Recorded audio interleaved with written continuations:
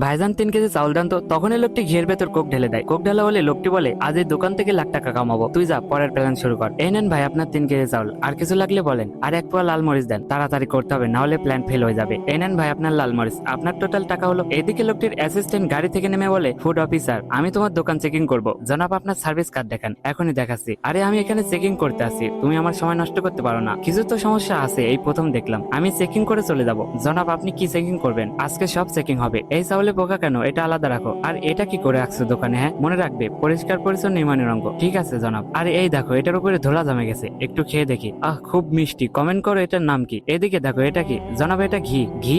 এটার নিচে তো কালাকে হারাম কর, এ তো মেয়াদ উত্তীর্ণ হয়ে গেছে। জনাব এটার তারিখ দেখেন, এখন অনেক দিন মেয়াদ আছে। আচ্ছা পাবলিককে বাসি মাল খাওয়াচ্ছিস, এখনই 5 লাখ টাকা জরিমানা করে দেবো। দাঁড়ান জনাব, লোকটি গরিব মানুষ, কিভাবে 5 লাখ টাকা দিবে? কিছু টাকা নিয়ে মামলা এখানে দফা রফা করেন। ঠিক আছে 1 লাখ টাকা দাও। জনাব আমার কাছে ক্যাশ টাকা নাই, ব্যাংক অ্যাকাউন্ট